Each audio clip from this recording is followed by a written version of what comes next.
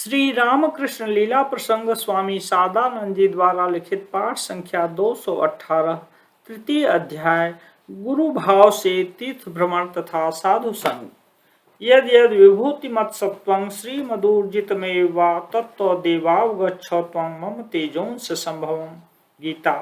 गुरु भाव की प्रेरणा से भावमुख में अवस्थित श्री रामकृष्ण देव ने कितनी जगह कितने ही व्यक्तियों के साथ कितने प्रकार की लीलाएं की थी। इन्हें संपूर्ण रूप से लिपिबद्ध करना किसी के लिए संभव नहीं। इससे पूर्व उनमें से कुछ कुछ घटनाओं का हमने पाठकों से उल्लेख किया है। श्री रामकृष्ण देव का तीर्थ भ्रमण भी उसी तरह संपन्न हुआ था। अब हम पाठकों को उसी को कहने का प्रयास करेंगे। अन्य आचार्यों पुरुषों की तुलना में श्री रामकृष्ण देव के जीवन का अद्भुत अभिनवत्व हमने जहां तक देखा है, श्री रामकृष्ण देव का कोई भी कार्य उद्देश्य रहित या निरर्थक नहीं था। उनके जीवन के अत्यंत साधारण दैनिक व्यवहारों की पर्यालोचना करने पर भी उनमें हमें गहरे भाव दृष्टिगोचर होते हैं। विशेष घटनाओं का तो कहना ही क्या, साथ ही वर्तमान युग के आध्यात्मिक जगत में ऐसी अघटित घटनाओं से परिपूर्ण एक भी जीवन देखने में नहीं आता।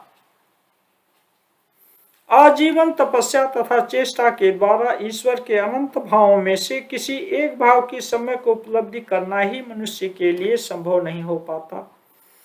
ऐसी स्थिति में विभिन्न भावों के आधार पर उनकी उपलब्धि तथा दर्शन प्राप्त करना, साधन की सहायता से सभी प्रकार के धर्म मतों को सत्य रूप से प्रत्यक्ष करना तथा समस्त मत के साधकों को अपने अपने गंतव्य मार्ग में अग्रसर होने के लिए सहायता प्रदान करना क्या साधारण बात है। आध्यात्मिक जगत में इस प्रकार के दृष्टांत देखना तो दूर रहा, इससे पहले क्या कभी इस संबंध में कुछ सुना भी गया है। प्राचीन युगों में ऋषि आचार्य या अवतारों ने एक एक विशेष भाव रूप मार्ग का अवलंबन कर स्वयं ईश्वर की उपलब्धि करने के पश्चात तत्त भावों को ईश्वर दर्शन का एकमात्र मार्ग कहकर घोषणा की थी। अन्य विभिन्न भावों का अवलंबन करने पर भी ईश्वर की उपलब्धि हो सकती है, इस बात को अनुभव करने का उन्हें अवसर प्राप्त नहीं हुआ था, अथवा वे स्वयं उस सत्य को थोड़ा बहुत प्रत्यक्ष करने में समर्थ होते हुए भी इस विचार से कि उसके प्रचार से साधारण लोगों की इष्ट निष्ठा की दृढ़ता घट जाएगी तथा उनकी धर्मोपलब्धि मार्ग में अनिष्ट उत्पन्न होगा, उन लोगों ने सबके समक्ष उस विषय को व्यक्त नहीं किया था। अतः चाहे जिस भावना से भी उन्होंने ऐसा किया हो, इतिहास निस्संदिग्ध रूप से इस बात का साक्षी है कि उन लोगों ने अपने गुरु भाव के सहारे एक देशीय धर्म मत का ही प्रचार किया था तथा आगे चलकर उसी के द्वारा मानव मन में विपुल ईर्ष्या द्वेषादि का भी विस्तार हुआ था, जो समय समय पर अनंत विवाद तथा रक्तपात का भी कारण बना था। श्री रामकृष्ण देव ने अपने जीवन से क्या प्रमाणित किया है तथा भविष्य में उनके उदार मत का कहाँ तक विस्तार होगा। केवल इतना ही नहीं, इस प्रकार परिवर्तन रहित और रुचिकर एक देशीय धर्म भाव के प्रचार से परस्पर विरोधी नाना प्रकार के मतों का उद्भव होकर ईश्वर प्राप्ति का मार्ग इतना जटिल बन गया था कि उसको भेद कर सत्य स्वरूप ईश्वर का दर्शन प्राप्त करना साधारण लोगों के लिए असंभव सा प्रतीत होने लगा था। साथ ही जीवित काल को ही सत्य मानने वाला एकमात्र भोग सर्वस्व पाश्चात्य का जड़वाद अपना समय पाकर मानव शिक्षा को माध्यम बनाकर श्री रामकृष्ण देव के आविर्भाव के कुछ काल पूर्व तक प्रबल वेग से भारत में प्रविष्ट हो चपलमती बालकों तथा युवकों के चित्त को कलुषित कर नास्तिकता, भोगानुराग आदि नाना प्रकार के वैदेशिक भावों के द्वारा हमारे देश को प्लावित कर रहा था। पवित्रता, त्याग तथा ईश्वर अनुराग के ज्वलंत निदर्शन स्वरूप अलौकिक श्री रामकृष्ण देव के आविर्भाव के द्वारा धर्म की पुनः प्रतिष्ठा न होने से यह दुर्दशा कहाँ तक बढ़ जाती, कौन कह सकता है। स्वयं के आचरण द्वारा श्री रामकृष्ण देव ने यह प्रमाणित कर दिखाया कि प्राचीन युगों में जितने ऋषि आचार्य तथा अवतार पुरुषों ने भारत तथा अन्य देशों में जन्म लेकर जिन जिन भावों का अवलंबन कर ईश्वरोपलब्धि की है तथा धर्म जगत में ईश्वर प्राप्ति के लिए जितने प्रकार के मत का वे प्रचार कर गए हैं, उनमें से कोई भी मिथ्या नहीं है। प्रत्येक ही मत संपूर्णतया सत्य है। विश्वासी साधक तत्त मार्ग के सहारे अग्रसर हो, अब भी उसी तरह ईश्वर दर्शन कर धन्य हो सकते हैं।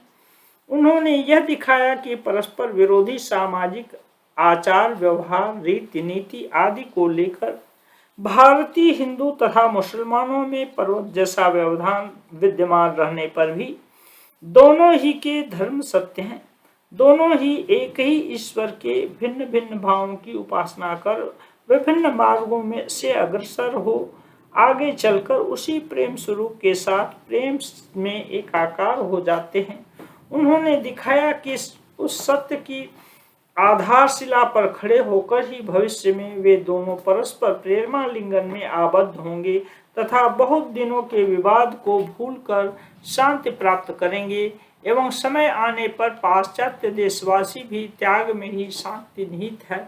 इस बात को हृदयंगम कर ईसा द्वारा प्रचारित धर्म मत के साथ भारत तथा अन्य प्रदेशों के ऋषि एवं अवतारों द्वारा प्रचारित धर्म मतों की सत्यता की उपलब्धि कर अपने कर्म जीवन के साथ धर्म जीवन का संबंध स्थापित कर धन्य होंगे। परम अद्भुत श्री रामकृष्ण देव के जीवन की विवेचना एवं मनन में हम जितना ही अग्रसर होंगे उतना ही यह स्पष्ट हो जाएगा कि वे देश विशेष जाति विशेष संप्रदाय विशेष या धर्म विशेष की संपत्ति नहीं है। शांति प्राप्ति करने के लिए एक दिन पृथ्वी की समग्र जातियों को ही उनके उदार मत का आश्रय लेना पड़ेगा। भावमुख में अवस्थित श्री रामकृष्ण देव भाव रूप से उनके भीतर प्रविष्ट हो समस्त संकीर्णताओं की सीमा को तोड़ फोड़कर उन्हें अपने नवीन सांचे में ढालकर एक अपूर्व एकता सूत्र में आबद्ध करेंगे।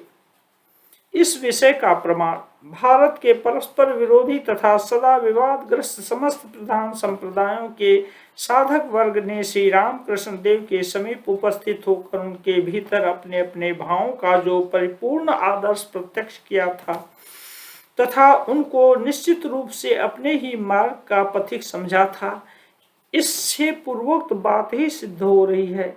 इस प्रकार श्री रामकृष्ण देव के गुरु भाव का जो कार्य भारत में प्रथम प्रारंभ हुआ है तथा जिसने भारतीय धर्म संप्रदायों में एकता स्थापन करने का सूत्रपात किया है, वह केवल भारत के धर्म विवाद को दूर कर ही शांत न होगा, अपितु एशिया के धर्म विवाद, यूरोप की धर्महीनता तथा धर्म विद्वेष आदि को शांत गति से धीरे धीरे तिरोहित करता हुआ समग्र पृथ्वी में व्याप्त होकर एक अदृष्टपूर्व शांति का राज्य स्थापित करेगा। क्या तुम यह नहीं देख रहे हो कि श्री रामकृष्ण देव के अंतर्धान के बाद यह कार्य कितनी द्रुत गति से अग्रसर हो रहा है? क्या तुम यह नहीं देखते हो कि गुरुगत प्राण पूज्यपाद स्वामी विवेकानंद जी के द्वारा अमेरिका तथा यूरोप में प्रविष्ट होकर श्री रामकृष्ण देव के इस भाव ने इस थोड़े से समय में ही चिंतन के जगत में किस प्रकार का युग परिवर्तन ला दिया है। ज्यों ज्यों दिन बीतते जाएंगे त्यों त्यों वह अमोघ भाव समस्त जाति धर्म तथा समाज में अपना प्रभाव विस्तार कर अद्भुत परिवर्तन उपस्थित करेगा। इसकी गति को कौन रोक सकता है? अदृष्टपूर्व तपस्या तथा पवित्रता के सात्विक तेज से उद्दीप्त इस भाव राशि की सीमा का कौन उल्लंघन कर सकता है? जिन माध्यमों के द्वारा इस समय इसका विस्तार हो रहा है वे सब भग्न हो जाएंगे। कहाँ से इसका प्रथम उत्थान हुआ है यह भी संभवतः बहुत दिनों के बाद अनेक व्यक्तियों के लिए समझना तथा धारण करना संभव न होगा, किंतु इस अनंत महिमोज्वल भावमय श्री रामकृष्ण देव की स्निग्धोद्दीप्त भाव राशि को यत्नपूर्वक हृदय में धारण पोषण कर तथा अपने जीवन को उनके ही सांचे में ढालकर निश्चय ही पृथ्वी के सभी लोगों को एक दिन धन्य होना पड़ेगा।